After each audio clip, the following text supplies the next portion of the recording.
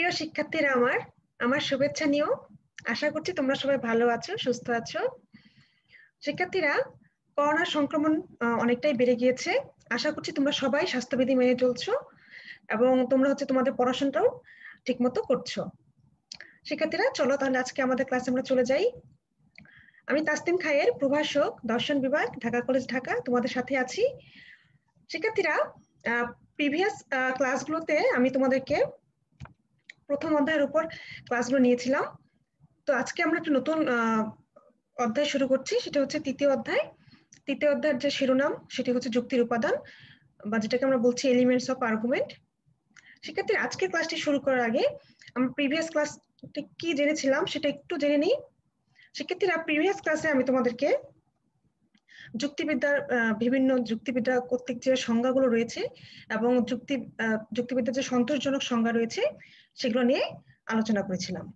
তখন আমরা জানতে পেরেছিলাম যে যুক্তিবিদ্যা হচ্ছে এমন একটি ব্যবহারিক বিজ্ঞান, যে বিজ্ঞান ভ্রান্তিকে দূর করে সত্যকে অর্জন করতে চায় এবং সেই সাথে সে তার যে হচ্ছে যুক্তির যে অনুমান এবং যুক্তি পদ্ধতি এবং তার যে সহায়ক প্রক্রিয়াগুলো আছে সেগুলোকে নিয়ন্ত্রণ করে, সেটাই হচ্ছে যুক্তিবিদ্যা। তখন তোমরা জেনেছিলে যে যুক্তিবিদ্যার কিছু বৈশিষ্ট্য আছে, যে যে বৈশিষ্ট্যগুলো আমরা অনেক যুক্তিবিদ্যার সংজ্ঞায় কিন্তু পূর্ণভাবে পাই না। আমরা অনেকজনের যুক্তিবিদের হচ্ছে করেছিলাম, সংজ্ঞা পড়েছিলাম। তখন দেখেছিলাম যে প্রত্যেকের সংজ্ঞাতে কোনো না কোনো যুক্তিবিদ্যার যে বৈশিষ্ট্য সেটা ছিল না, বা তারা হচ্ছে এক পেশে তাদের বক্তব্য পরিবেশন করেছিলেন। সেজন্য আমরা শেষ পর্যন্ত কিন্তু দুটি সন্তোষজনক সংজ্ঞাও দিয়েছিলাম। তখন তোমরা দেখেছিলে যে যুক্তিবিদ জোসেফ, যুক্তিবিদ ফাউলার, হ্যামিল্টন, ওয়েলটন, তারপর হচ্ছে পিকে রয় ইত্যাদি আমরা অনেক যুক্তিবিদদের হচ্ছে সংজ্ঞা পড়েছিলাম। শিক্ষার্থীরা, তো আমরা যখন সন্তোষজনক দুটি সংজ্ঞা পড়লাম, সেটা হচ্ছে জে এস মিলের সংজ্ঞা এবং হচ্ছে আই এম কপির সংজ্ঞা।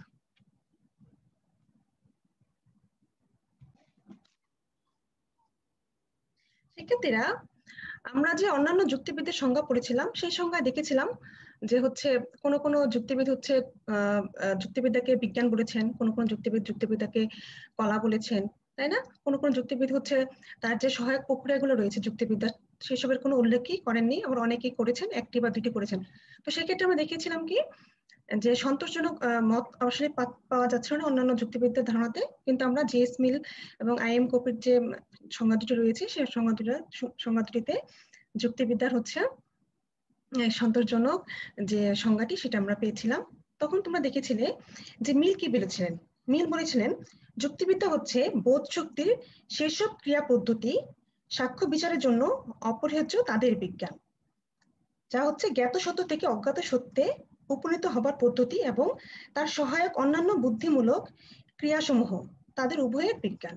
অর্থাৎ তার হচ্ছে সংজ্ঞাতে কিন্তু আমরা যুক্তিবিদ্যা যে একটি বিজ্ঞান, যুক্তিবিদ্যা যে একটি কলা, যুক্তিবিদ্যা যে আবিষ্কার ও প্রমাণের বিজ্ঞান, যুক্তিবিদ্যা তার সহায়ক পদ্ধতিগুলো নিয়ে আলোচনা করে, যুক্তিবিদ্যার যে মূল বিষয় হচ্ছে অনুমান, এই প্রত্যেকটি বিষয় কিন্তু তার সংজ্ঞাতে আমরা পেয়েছিলাম। তো আমরা হচ্ছে প্রিভিয়াস ক্লাসে বিভিন্ন যুক্তিবিদ্যার সংজ্ঞা নিয়ে আলোচনা করেছি। তো আজকে আমরা আলোচনা করবো কি তৃতীয় অধ্যায় নিয়ে, সেটি হচ্ছে যুক্তির উপাদান।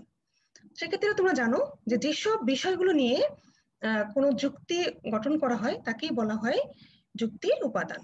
এবং এই যুক্তির উপাদানকে আমরা জানতে পারি, বা যুক্তির উপাদানের মাধ্যমে কিন্তু আমরা যুক্তির যে প্রকৃতি, যুক্তির যে গঠন সে সম্পর্কে আমরা জানতে পারি। তো যুক্তির উপাদান এই অধ্যায়ে আমরা পদ, বাক্য, শব্দ, শব্দের শ্রেণী বিভাগ, পদের ব্যাপ্যতা ইত্যাদি বিষয়গুলো নিয়ে আমরা এখানে আলোচনা করব। তো আজকে আমাদের আলোচনার বিষয় হচ্ছে পদ, বাক্য ও শব্দ। ঠিক আছে শিক্ষার্থীরা, সেটাকে আমরা বলছি টার্ম, প্রপোজিশন এবং হচ্ছে ওয়ার্ড। ওকে, চলো প্রথমে তাহলে আমরা পদ নিয়ে আলোচনা করি। শিক্ষার্থীরা, প্রথমে আমরা পদের অর্থ নিয়ে আলোচনা করব। পদের ইংরেজি প্রতিশব্দ হচ্ছে টার্ম। টার্ম কথাটি ল্যাটিন টার্মিনাস শব্দ থেকে এসেছে, যার অর্থ হলো প্রান্ত বা সীমা। একটি যুক্তি বাক্যের এক প্রান্তে থাকে উদ্দেশ্য এবং অপর প্রান্তে থাকে বিধায়। সুতরাং উৎপত্তিগত অর্থে একটি যুক্তি বাক্যের প্রান্তদ্বয়ী হচ্ছে পদ। শিক্ষার্থীরা, তোমরা যুক্তি বিদ্যার স্টুডেন্ট হিসেবে জানো যে যুক্তিবাক্য গঠন হয় একটি উদ্দেশ্য, বিধায় এবং সংযোজক নিয়ে। যেটা আমরা প্রিভিয়াস ক্লাসে যখন তোমরা হচ্ছে যুক্তিবিদ্যার পরিসর পড়েছিলে তখন আমরা সেটা নিয়ে একটু ডিটেলস আলোচনা করেছিলাম। তাহলে আমরা দেখছি কি যে একটি যুক্তি বাক্যে কি থাকে, একটি উদ্দেশ্য থাকে, একটি বিধেয় থাকে এবং একটি সংযোজক থাকে। তো তোমরা এখানে দেখো যে একটি যুক্তি বাক্যের এক প্রান্তে থাকে উদ্দেশ্য এবং অপর প্রান্তে কি থাকছে, বিধেয় থাকছে এবং মধ্যে থাকে সংযোজক। ঠিক আছে, এটা আমরা এখন নাই বলছি। তাহলে এই যে প্রান্তদ্বয় মানে উদ্দেশ্য এবং বিধেয়, এই দুটোকে এখানে কি বলা হচ্ছে, বলা হচ্ছে পদ। আমরা একটু উদাহরণ দিলে আমরা একটু সংজ্ঞাটা করে নিই, তাহলে আমরা এটা ভালো মতো বুঝতে পারবো, তাই না? পদের সংজ্ঞাটাকে দেই। যে শব্দ বা শব্দ সমষ্টি কোনো যুক্তি বাক্যের উদ্দেশ্য বা বিধেয় হিসেবে ব্যবহৃত হয় বা হতে পারে তাকে পদ বলে। তাহলে কি, যে শব্দ বা শব্দ সমষ্টি কোনো যুক্তি বাক্যের উদ্দেশ্য বা বিধেয় হিসেবে ব্যবহৃত হয় বা হতে পারে তাকে আমরা পদ বলছি। A term is that word or combination of words which is either used or capable of being used as subject or predicate in a logical proposition. শিক্ষার্থীরা তোমরা সবসময় মনে রাখবে যে পদ কিন্তু যুক্তি বাক্যে, আমরা যে যুক্তি বাক্য হিসেবে যেটা তোমরা বলতে পারো যে একটা যুক্তি বাক্যে কিন্তু পদ হয়। ঠিক আছে, তাহলে আমরা একটু উদাহরণ দিই যে সকল শিশু হয় পবিত্র। এই যুক্তি বাক্যে শিশু শব্দটি কিন্তু উদ্দেশ্য পদ হিসেবে এবং পবিত্র শব্দটি বিধেয় পদ হিসেবে ব্যবহৃত হয়েছে। ঠিক আছে, তোমরা জানো যে এটি একটি যুক্তি বাক্য, সকল শিশু হয় পবিত্র, তাই না? তাহলে এখানে শিশু হচ্ছে উদ্দেশ্য পদ এবং বিধেয় কি, এখানে পবিত্র হচ্ছে বিধেয়, এটি হচ্ছে বিধেয় পদ। ওকে, তাহলে এখানে কি হচ্ছে, এই যুক্তি বাক্যে কি দেখছি, শিশু শব্দটি হচ্ছে উদ্দেশ্য পদ এবং উদ্দেশ্য পদ হিসেবে, মানে শিশু শব্দটিতে হচ্ছে উদ্দেশ্য, তাই না? এটা পদ হিসেবে এবং পবিত্র শব্দটি বিধেয় পদ হিসেবে হচ্ছে ব্যবহৃত হয়েছে। যদি শব্দ দুটি এরকম যুক্তিবাক্যে ব্যবহৃত না হয় তাও এগুলো পদ, কেননা এই দুটি শব্দ যে কোনো যুক্তিবাক্যের উদ্দেশ্য বা বিধেয় হওয়ার যোগ্যতা রাখে। তার মানে কি, একটি যুক্তিবাক্যে এই যে উদ্দেশ্য এবং যে বিধেয়, উদ্দেশ্য শিশু এবং বিধেয় হচ্ছে পবিত্র, এটাকে আমরা পদ হিসেবে চিহ্নিত করি।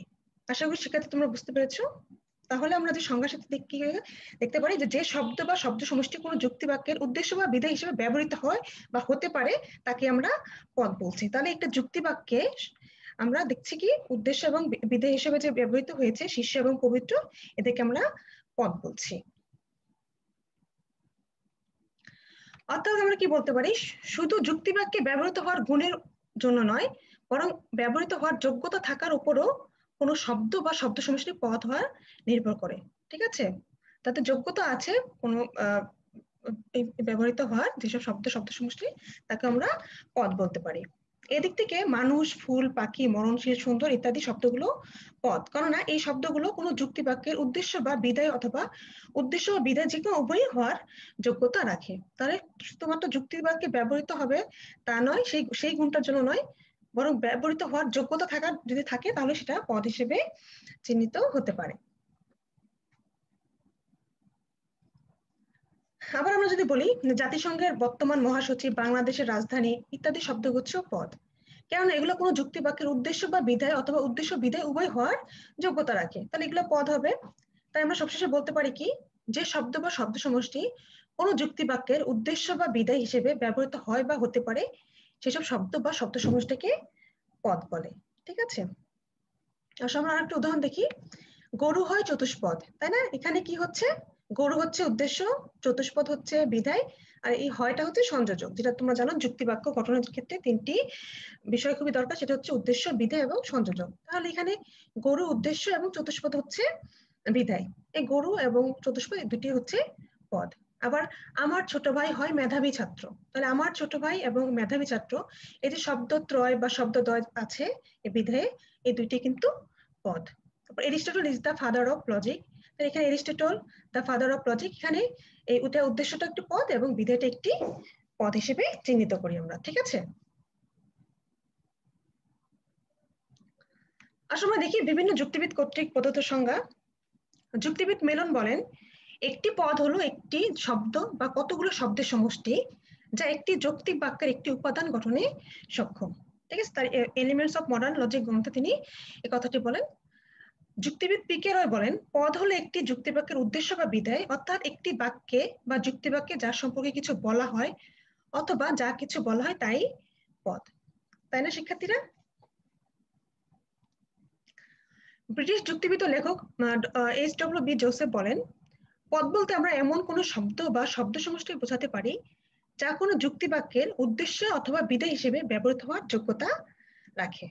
ঠিক আছে, তাহলে যে শব্দ বা শব্দ সমষ্টি কোন যুক্তিবাক্যের উদ্দেশ্য বা বিধেয় হওয়ার যোগ্যতা রাখে তাকে আমরা পদ বলছি।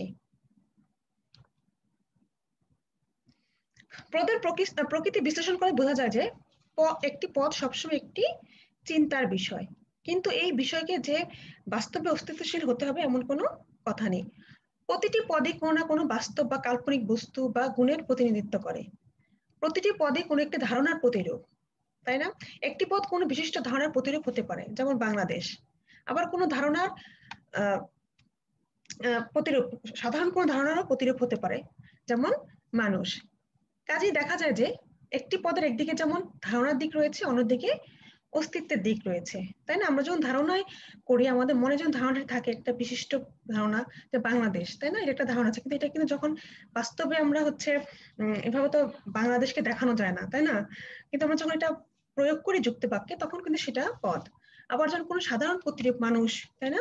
কাজেই যে পদের একদিকে একটি ধারণার দিক আছে, অন্যদিকে একটি অস্তিত্বের দিক আছে, তাহলে আমরা বলতে পারি কি যে পদের মধ্যে একটি আত্মগত এবং বস্তুগত উভয় দিকই বর্তমান, কারণ এটা আমরা চিন্তা করতে পারি, আবার এটা আমাকে বাস্তবে আমরা আনতে পারি, ঠিক আছে, বা লিখতে পারি। যখন যুক্তিবাক্যে যখন আমরা উদ্দেশ্য বা বিধেয় হিসেবে ব্যবহৃত হয় তাকে কিন্তু আমরা পদ বলছি।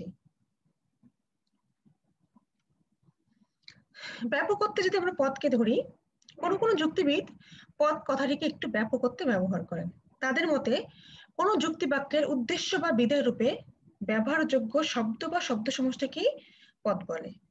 যেমন কি মানুষ, কাক, দ্বিপদ, কালো ইত্যাদি শব্দগুলো কোনো যুক্তিবাক্যে উদ্দেশ্য বা বিধেয় রূপে ব্যবহারের উপযুক্ত, কাজে এরা প্রত্যেকেই পদ। কারণ উপযুক্ততা আছে, যাদের যোগ্যতা আছে তারা সকলেই পদ। এটা হচ্ছে আমরা ব্যাপকত্বে পদ হিসেবে, পদ যারা মনে করেন যে ব্যাপকত্বে তারা এই অর্থে ব্যবহার করেন। সংকীর্ণ অর্থে পদ, কেউ কেউ পদ কথাটিকে খুব সংকীর্ণ অর্থে ব্যবহার করেছেন। তাদের মতে কোনো যুক্তিবাক্যের উদ্দেশ্য বা বিধেয় রূপে প্রকৃতই ব্যবহৃত হয়েছে শুধু এইরূপ শব্দ বা শব্দ সমষ্টিকে পদ বলে। অর্থাৎ যারা সংকীর্ণ অর্থে পদের কথা বলতে চান, অর্থে ব্যবহার করেন পদ কথাটিকে, তারা হচ্ছে যারা শুধুমাত্র যে শব্দ বা শব্দ সমষ্টি কোনো যুক্তিবাক্যে ব্যবহৃত হয়েছে তাদেরকে পদ বলতে স্বীকার করেন, বা পদ বলে তাদেরকে ব্যবহার করেন। ঠিক আছে, যেমন আজিজ হয় চতুর, এই যুক্তিবাক্যে উদ্দেশ্যরূপে ব্যবহৃত আজিজ শব্দটি একটি পদ এবং বিধেয় রূপে ব্যবহৃত চতুর শব্দটিও একটি পদ। প্রথম মত অনুসারে যুক্তিবাক্যে ব্যবহৃত না হলেও একটি শব্দকে পদ বলা যায়, কিন্তু সংকীর্ণ অর্থে বা পরের মত অনুসারে যুক্তিবাক্যে ব্যবহৃত না হওয়া পর্যন্ত একটি শব্দকে পদ বলা চলে না। অর্থাৎ ব্যাপক অর্থে হচ্ছে যদি কোনো যুক্তিবাক্যে ব্যবহৃত নাও হয়, কিন্তু সেটা যদি পদ হওয়ার যোগ্যতা অর্জন করে, যোগ্যতা সম্পন্ন হয় বা ব্যবহার উপযুক্ত হয় উদ্দেশ্য বা বিধেয় রূপে, তাকেই পদ বলে। এবং সংকীর্ণ অর্থে শুধুমাত্র যুক্তিবাক্যে ব্যবহৃত হয়েছে এমন শব্দ বা শব্দ সমষ্টিকে পদ বলে।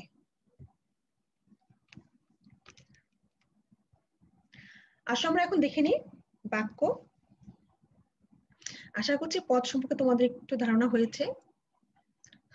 আমরা সাধারণত কি বাক্য বলতে ইংরেজিতে কি সেন্টেন্সকে বুঝি। এদিক থেকে মনের ভাব প্রকাশযোগ্য শব্দ সমষ্টি হচ্ছে বাক্য, তাই না? আমরা সবাই পড়ে জানি।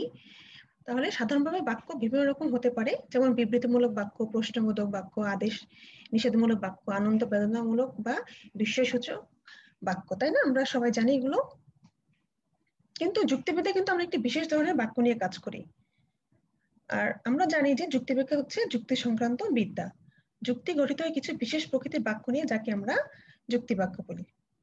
এই বাক্যগুলো ভাষায় ব্যবহৃত সাধারণ বাক্যের মতো যে কোনো প্রকৃতির ভাব প্রকাশক বাক্য নয়, এগুলো কেবল বিবৃতিমূলক বাক্য। শিক্ষার্থীরা, যুক্তিবিদ্যায় আসলে বাক্য বলতে আমরা বিবৃতিমূলক বাক্যগুলোকেই বুঝে থাকি, কারণ এখানে হচ্ছে তার সত্য মিথ্যা হচ্ছে হওয়ার যোগ্য। বিবৃতিমূলক বাক্যগুলো সত্য মিথ্যা হওয়ার যোগ্য, সেজন্যই যুক্তি বাক্যে হচ্ছে বিবৃতিমূলক বাক্যগুলোই আমরা ব্যবহার করি। আর এই যুক্ত বাক্য কি হয়, হয় বা নয়, এই দুটি শব্দকে কিন্তু যুক্ত করে, তাই না? তোমরা সকলে জানো যাকে সংযোজক থাকে যুক্তি বাক্যে। যেমন আর আর যখন একটি যুক্তি বাক্য আমরা গঠন করি তখন কিন্তু একটি উদ্দেশ্য থাকে, একটি বিধেয় থাকে এবং একটি সংযোজক থাকে। আমরা যদি একটা উদাহরণ দিই যে পৃথিবী হয় গোলাকার, তাই না? মানুষ নয় অমর, এখানে পৃথিবী হয় গোলাকার, পৃথিবী হচ্ছে উদ্দেশ্য এবং গোলাকার হচ্ছে বিদায়। মানুষ নয় অমর, মানুষ হচ্ছে উদ্দেশ্য এবং অমর হচ্ছে বিদায়। তাহলে এখানে এই দুইটি আমরা যুক্তি বাক্য দেখতে পেলাম। কিন্তু আমরা যখন নর্মাল ব্যাকরণগত বাক্যের কথা বলবো, সেই বাক্যগুলো কিন্তু আমাদের মনের ভাব প্রকাশ করে, কিন্তু সেগুলো কিন্তু যুক্তি বাক্য নয়। শিক্ষার্থীরা, আমরা যখন ব্যাকরণগত বা সাধারণ যে বাক্য আছে সেটার কথা যখন বলি, তখন সেখানে কি হয়, সেখানে কিছু শব্দ বা শব্দ সমষ্টি যুক্ত হয়ে আমাদের কিন্তু মনের ভাব আমরা প্রকাশ করতে পারি, কিন্তু সেটা কিন্তু যুক্তিবাক্য আকারে যুক্তিবাক্য নয়। কারণ কি, সেখানে হচ্ছে ধরো আমি যদি একটা উদাহরণ দিই যে তানিয়া খুব সুন্দর গান করে বা গান গায়, হ্যাঁ, এখানে কিন্তু আমরা একটা মনের ভাব প্রকাশ করতে পারলাম, আমাদের কিন্তু অর্থ প্রকাশ পেলো, কিন্তু এটা কিন্তু যুক্তি বাক্য হলো না, তাই না? যুক্তি বাক্য গঠন করতে হলে আমাদের উদ্দেশ্য, বিধেয় এবং সংযোজক আনতে হবে। যদি আমরা এভাবে বলি, সে উদাহরণ দিই যে তানিয়া হয় সুমিষ্ট গায়িকা, তাহলে সেখানে আমরা একটি যুক্তি বাক্য দেখতে পাই, তাই না? তাহলে এখানে বাক্য এবং যুক্তি বাক্যের মধ্যে তোমরা একটা পার্থক্য বুঝতে পারলে। আর এবং যখন আমরা বাক্যের যখন আমরা উদাহরণটা দিয়েছিলাম যে তানিয়া খুব সুন্দর গান গায় বা গান গায়, সেক্ষেত্রে কিন্তু সে যে শব্দগুলো গঠিত হলো, সেই শব্দগুলো কিন্তু সেখানে পদ হবে না। কিন্তু আমরা যখন একটি যুক্তি বাক্যে হচ্ছে আকারে প্রকাশ করলাম যে তানিয়া হয় সুমিষ্ট গায়িকা, তখন কিন্তু তানিয়া এবং সুমিষ্ট গায়িকা এই যে উদ্দেশ্য এবং বিদায় হিসেবে তারা কিন্তু পদ হচ্ছে। তাহলে আমরা বাক্য, যুক্তি বাক্য এবং পদ কিন্তু চিহ্নিত করতে পারলাম, ঠিক আছে? তাহলে আমরা এখানে কি দেখলাম যে পৃথিবী হয় গোলাকার, মানুষ নয় অমর, এখানে আমরা উদ্দেশ্য, বিধেয় এবং সংযোজক সহ দেখতে পেলাম। তাহলে এটা একটি যুক্তি বাক্য। হ্যাঁ, এখানে দুটি যুক্তি বাক্য আমরা দেখতে পাচ্ছি। তাহলে আমরা যে আমাদের ব্যাকরণগত বাক্য, যুক্তি বাক্য এবং যুক্তি বাক্যে যে উদ্দেশ্য, বিধেয় হিসেবে যে ব্যবহৃত হলো শব্দ বা শব্দ সমষ্টি, সেটাকে আমরা পদ বলছি। তাহলে বাক্য, যুক্তি বাক্য এবং পদ আমরা দেখতে পেলাম, ঠিক আছে? এখানে দেখো, আমরা যে প্রিভিয়াস দুটো বাক্য দেখলাম, যে বাক্য দুটি হয় নয় দিয়ে দুটি শব্দকে যুক্ত করে দুটি বিবৃতিমূলক বাক্য গঠন করেছে এবং বাক্য দুটি সত্য বা মিথ্যা হওয়ার যোগ্য, তাই এগুলো হচ্ছে যুক্তি বাক্য। যুক্তি বাক্যকে বচনও বলা হয়। যুক্তি বাক্য বা বচনে উদ্দেশ্য এবং বিধেয় হিসেবে দুটি শব্দ ব্যবহৃত হয়। যেমন উল্লেখিত যুক্তি বাক্যের দুটি প্রথমটিতে আমরা কি দেখলাম যে পৃথিবী এবং গোলাকার যথাক্রমে হচ্ছে উদ্দেশ্য এবং বিধেয়। পৃথিবী হচ্ছে উদ্দেশ্য এবং গোলাকার হচ্ছে বিধেয়। আমরা জানি যার সম্পর্কে কোনো কিছু বলা হয় তাই হচ্ছে উদ্দেশ্য, এবং উদ্দেশ্য সম্পর্কে যা বলা হয় তাই হচ্ছে বিধেয়। এই বিবেচনায় দ্বিতীয় যুক্তি বাক্য মানুষ এবং অমর শব্দ দুটিও যথাক্রমে উদ্দেশ্য এবং বিধেয় হিসেবে ব্যবহৃত হয়েছে। ঠিক আছে শিক্ষার্থীরা, আশা করছি তোমরা একটু হলেও বুঝতে পেরেছো। তোমরা বইগুলো দেখে নিবে, তাহলে তোমাদের বিষয়টি ক্লিয়ার হয়ে যাবে।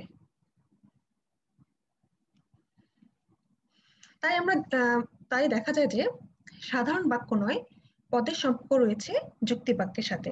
পদ ছাড়া যুক্তি বাক্য হয় না। প্রতিটি যুক্তি বাক্যে দুটি পদ থাকে। যুক্তি বাক্যে এই দুটি পদের মধ্যে একটি সম্পর্ক প্রকাশিত হয়। এই সম্পর্ক স্বীকৃতি জ্ঞাপক হতে পারে, আবার অস্বীকৃতি জ্ঞাপক হতে পারে, তাই না? হয় বা নয় আমরা দেখেছি একটু আগে। আবার একটি লিখিত মৌখিক উভয় ধরনের বিবৃতি হতে পারে। তাই যুক্তিবিদ্যার ভাষায় বলা যায় দুটি পদের মধ্যে স্বীকৃতি বা অস্বীকৃতি জ্ঞাপক সম্পর্কের লিখিত বা মৌখিক বিবৃতিকে যুক্তিবাক্য বলে। তাহলে আমরা দেখলাম বাক্য, যুক্তিবাক্য এবং পদ।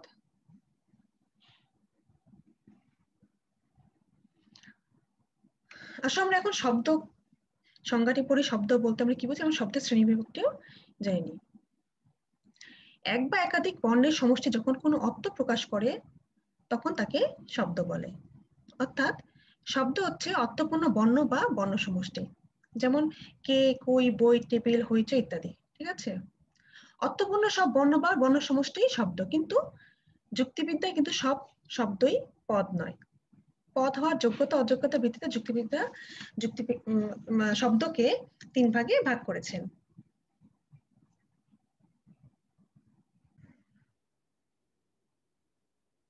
তাহলে আমরা দেখতে পেলাম কি, যে এক বা একাধিক অক্ষর বা বর্ণের সমষ্টি যখন কোন অর্থ প্রকাশ করে সেটাই হচ্ছে শব্দ। এবং আমরা যদি এখানে দেখি যে পদ কোনটি, যে শব্দ বা শব্দ সমষ্টি যখন কোন যুক্তি বাক্যের উদ্দেশ্য এবং বিধেয় রূপে ব্যবহার হওয়ার যোগ্যতা রাখে বা ব্যবহৃত হয় তাকে আমরা বলছি পদ। তাহলে আমরা দেখলাম কি অর্থপূর্ণ সব বর্ণ বা বর্ণ সমষ্টি শব্দ, কিন্তু যুক্তিবিদ্যার সব শব্দই পদ নয়। পদ হওয়ার যোগ্যতা অযোগ্যতার ভিত্তিতে যুক্তিবিদরা শব্দকে 3 ভাগে ভাগ করেছেন। এটি হলো, 1 নম্বর হচ্ছে পদযোগ্য শব্দ, ক্যাটেগোরিমেটিক ওয়ার্ড। 2 নম্বর হচ্ছে সহপদযোগ্য শব্দ, সেম ক্যাটেগোরিমেটিক ওয়ার্ড। 3 নম্বর হচ্ছে পদ নিরপেক্ষ শব্দ, এ ক্যাটেগোরিমেটিক ওয়ার্ড। প্রথমে আমরা দেখি পদযোগ্য শব্দ। যে শব্দ অন্য কোনো শব্দের সাহায্য ছাড়াই কোনো যুক্তিবাক্যের উদ্দেশ্য বা বিধেয় হওয়ার যোগ্যতা রাখে তাকে পদযোগ্য শব্দ বলে। ঠিক আছে, তাহলে যে শব্দগুলো হচ্ছে কোনো শব্দের সাহায্য ছাড়াই হচ্ছে যুক্তিবাক্যের উদ্দেশ্য বা বিধেয় হওয়ার যোগ্যতা রাখে তাকেই পদযোগ্য শব্দ বলে। শিক্ষার্থীরা, তোমাদের কিন্তু বইতে হচ্ছে পদ এবং শব্দ, পদ এবং বাক্য এভাবে কিন্তু তোমাদের ইয়েগুলো দেওয়া আছে বইতে। আমরা কিন্তু এভাবে পড়ানোর চেষ্টা করতেছি। ঠিক আছে, তোমরা যখন শব্দ পড়বে, যখন পদ পড়বে, বাক্য পড়বে, তখন তোমরা সবগুলোকে মানে যে আলাদা করা কি বল পার্থক্যগুলো যে তাদের মধ্যে সংজ্ঞার যে পার্থক্যগুলো একটু জেনে নিবে। তারপর কিন্তু তোমাদের পদ, শব্দ, বাক্যের যে সংজ্ঞাগুলো সেটাতে ভুল হবে। ঠিক আছে, আমরা উদাহরণ দিই। চাঁদ, ফুল, সুন্দর, সবুজ ইত্যাদি শব্দগুলো স্বাধীনভাবে কোনো যুক্তিবাক্যের উদ্দেশ্য বা বিধায় বা উদ্দেশ্য ও বিধায় উভয়ই হতে পারে। তাহলে দেখো, চাঁদ হয় পৃথিবীর উপগ্রহ, এখানে আমরা চাঁদ উদ্দেশ্য, পৃথিবীর উপগ্রহ, বিধায় আমরা দেখতে পাচ্ছি। ফুল হয় সুন্দর, ফুল উদ্দেশ্য, সুন্দর হচ্ছে বিধায়। তার মানে কি, উদ্দেশ্য এবং বিধায় হওয়ার যোগ্যতা যেটা হলো কোনো শব্দ মানে কোনো শব্দের সাহায্য ছাড়াই যখন কোনো যুক্তিবাক্যের উদ্দেশ্য এবং বিধায় হওয়ার যোগ্যতা রাখে সেটি হচ্ছে পদযোগ্য শব্দ। ঠিক আছে, আর 2 নম্বর দেখো, সহপদযোগ্য শব্দ। যে শব্দ স্বাধীনভাবে কোনো যুক্তিবাক্যের উদ্দেশ্য অথবা বিধায় হিসেবে ব্যবহৃত হতে পারে না, তবে অন্য কোনো শব্দ বা পদের সাথে যুক্ত হয়ে যুক্তিবাক্যের উদ্দেশ্য বা বিধেয় হওয়ার যোগ্যতা অর্জন করতে পারে তাকে সহপদযোগ্য শব্দ বলে। তাহলে কি হচ্ছে, নিজে নিজে হচ্ছে স্বাধীনভাবে কোনো যুক্তিবাক্যের উদ্দেশ্য বা বিধেয় হিসেবে ব্যবহৃত হতে পারে না, তবে অন্য কোনো শব্দ বা পদের সাথে যুক্ত হয়ে যুক্তিবাক্যের উদ্দেশ্য বা বিধেয় হওয়ার যোগ্যতা অর্জন করতে পারে তাকে আমরা বলছি সহপদযোগ্য শব্দ। সেক্ষেত্রে আমরা যদি একটা উদাহরণ দিই সহপদযোগ্য শব্দের, সেটা হচ্ছে একটি ছাত্র হয় খুব মেধাবী। এখানে দেখো, একটি ছাত্র হয় মানে এখানে একটি এবং খুব, এই দুটি শব্দ কি হলো কোনো শব্দের সাহায্য ছাড়া কি শুধু খালি খালি কোনো অর্থ প্রকাশ করতে পারে, বা উদ্দেশ্য বা বিদেশে কোনো যুক্তিবাক্যে ব্যবহৃত পারে একটি বা খুব? এটা কিন্তু সে পারে না, তাই না? তাকে কিন্তু একটি ছাত্র খুব মেধাবী, তাই না? তাহলে ছাত্র এবং মেধাবী দুটো কিন্তু সাথে যুক্ত হয়েই কিন্তু এটি হচ্ছে অর্থ প্রকাশ করতে পারছে বা উদ্দেশ্য বিধেয় হিসাবে একটি যুক্তিবাক্যে ব্যবহৃত হতে পারছে। সেজন্য যেসব শব্দ স্বাধীনভাবে কোনো যুক্তিবাক্যের উদ্দেশ্য বা বিধেয় হিসেবে ব্যবহৃত হতে পারে না তাকে আমরা কি বলছি, সহপদযোগ্য শব্দ।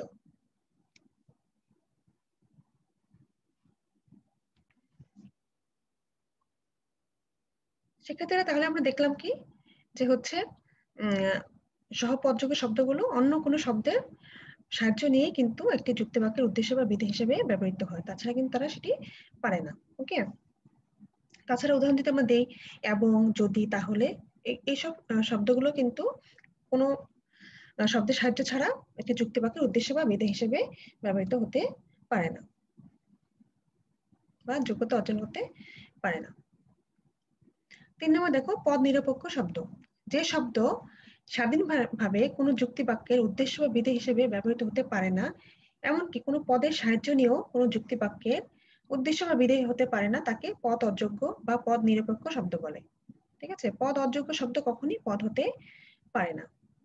আমরা যদি উদাহরণ হিসেবে ছি ছি, আহা, ওহো, মরি মরি, ওগো, ওহে, হাই হাই ইত্যাদি। ঠিক আছে, আমরা যদি বলি ওহ কি সুন্দর ফুলটি, তাই না? তাহলে এখানে এই শব্দগুলো কখনোই কিন্তু কোনো স্বাধীনভাবে কিন্তু কোনো উদ্দেশ্য, এই শব্দগুলো স্বাধীনভাবে উদ্দেশ্য বিদেশে কখনোই ব্যবহৃত পারে না, বা কোনো শব্দের সাহায্য নিয়েও বা পদের সাহায্য নিয়েও সেগুলো হচ্ছে উদ্দেশ্য যুক্তিবাক্যের উদ্দেশ্য বা বিধেয় হতে পারে না বা যোগ্যতা অর্জন করতে পারে না। সেজন্য এগুলোকে বলা হচ্ছে পদ নিরপেক্ষ শব্দ।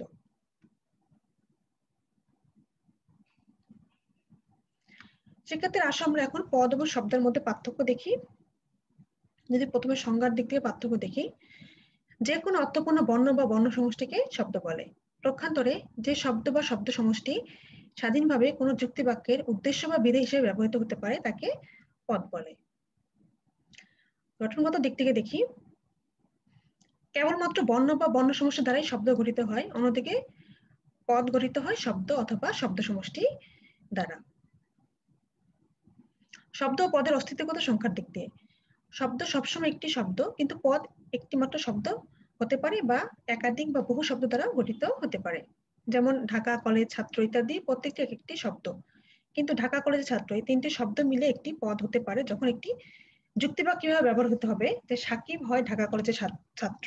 ঠিক আছে, যখন আমরা যে যুক্তি বাক্যে ব্যবহার করছি তখন সেটি উদ্দেশ্য এবং বিধেয় হওয়ার যখন যোগ্যতা অর্জন করছে সেটাই কিন্তু আমরা পদ বলছি, তাই না? উদ্দেশ্য বিধেয় হিসেবে যখন একটি যুক্তি বাক্যে ব্যবহৃত হচ্ছে তাকে আমরা পদ বলছি, তাই না? তাহলে এখানে দেখো সাকিব ঢাকা কলেজের ছাত্র, এখানে উদ্দেশ্য এবং বিধেয় দুটিকে আমরা বলছি পদ। এখানে সাকিব হচ্ছে একটি শব্দ, এটা হচ্ছে উদ্দেশ্য, এবং ঢাকা কলেজের ছাত্র এই যে শব্দত্রয় আমরা দেখতে পাচ্ছি এটা হচ্ছে বিধেয় এবং এটা পদ হওয়ার যোগ্যতা অর্জন করছে। ঠিক আছে,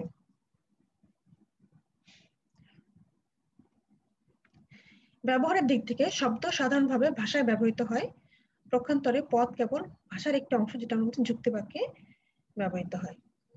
আঙ্গিক দিক থেকে শব্দ হচ্ছে বাক্যের ক্ষুদ্রতম অংশ, পদ হলো যুক্তি বাক্যের ক্ষুদ্রতম অংশ। পরিমাণগত দিক থেকে যদি বলি, সব পদই শব্দ কিন্তু সব শব্দই পদ নয়। ঠিক আছে, তাই পরিমাণগত দিক থেকে শব্দের পরিমাণটা বেশি, তাই না? সব পদকে কিন্তু আমরা শব্দ বলছি, তাই না? যে কোনো বাক্যে যখন কোনো শব্দ ব্যবহৃত হচ্ছে সেই পদগুলো সবগুলোকে আমরা শব্দ বলছি, কিন্তু যখন মাত্র যুক্তি বাক্যে ব্যবহৃত হচ্ছে কোনো শব্দ বা শব্দ সমষ্টি তখন তাকে আমরা পদ বলছি। তাহলে পদের পরিমাণটা কিন্তু সীমিত, আর অন্যদিকে সকল শব্দের মধ্যে কেবল একটি অংশই যুক্তিবিদ্যায় পদ হিসেবে ব্যবহৃত হচ্ছে। তাহলে কি দেখছি, যে পদের পরিমাণ হচ্ছে সীমিত আর শব্দের পরিমাণটা হচ্ছে বেশি। ঠিক আছে, ধারণা প্রকাশের দিক থেকে মানুষের ইচ্ছা, অনুভূতি, আবেগ, কল্পনা, সন্দেহ ইত্যাদি সর্বপ্রকার চিন্তা বা ধারণা শব্দ দ্বারা প্রকাশ করা হয়। পক্ষান্তরে পদ কেবল যৌক্তিক চিন্তা বা ধারণামূলক চিন্তা বা ধারণাই প্রকাশ ঘটায়। সত্যের দিক থেকে শব্দ হতে হলে অর্থপূর্ণ বর্ণ বা বর্ণ সমষ্টি হলে চলে, কিন্তু পদের ক্ষেত্রে আরো কিছু শর্ত মেনে চলতে হয়, অর্থাৎ শব্দের তুলনায় পদ হওয়ার জন্য বেশি শর্ত মেনে চলতে হয়। ভাষা ব্যবহার স্থানের দিক থেকে কোনো বাক্যে যে কোনো স্থানে ব্যবহৃত যে কোনো অর্থপূর্ণ বর্ণ বা বর্ণ সমষ্টি শব্দ, শব্দ বাক্যের যে কোনো স্থানেই বসতে পারে। পক্ষান্তরে পদ কেবল কোনো যুক্তি বাক্যের দুই প্রান্তে ব্যবহৃত হয়, অর্থাৎ দুই প্রান্তে থাকে কি উদ্দেশ্য এবং বিধেয়, তাই না? এই উদ্দেশ্য কোনো যুক্তি বাক্যের উদ্দেশ্য এবং বিধেয় রূপে যে শব্দ বা শব্দ সমষ্টি ব্যবহৃত হয় তাকে আমরা কিন্তু পদ বলি। ঠিক আছে শিক্ষার্থীরা, তো আজকে আমরা আমাদের ক্লাস টেস্ট কে পর্যন্ত থাকবে। সেক্ষেত্রে আজকে আমরা কি কি শিখলাম? আজকে আমরা বাক্য, পদ, শব্দ এবং বাক্য, পদ এবং বাক্য, পদ এবং শব্দ তার মধ্যে যে পার্থক্যগুলো সেটাও দেখে নিলাম। আশা করছি তোমরা একটু হলে উপকৃত হয়েছো। শিক্ষার্থীরা তোমরা প্রত্যেকটি ক্লাস মনোযোগ সহকারে করবে এবং সাথে সাথে বইটি দেখে নিবে, তাহলে যদি কোনো তোমাদের বুঝতে সমস্যা হওয়ার কথা না, তাহলে তোমরা বুঝতে পারবে। ঠিক আছে, তোমরা সবসময় ভালো থাকবে, সুস্থ থাকবে এই কামনাই করি। তোমরা অবশ্যই শিক্ষার্থীরা স্বাস্থ্যবিধি মেনে চলবে, আর হচ্ছে তোমাদের পড়াশোনা সুন্দরভাবে চালিয়ে যাবে। ঠিক আছে, তোমরা ভালো থেকো, সুস্থ থাকো। আল্লাহ হাফেজ।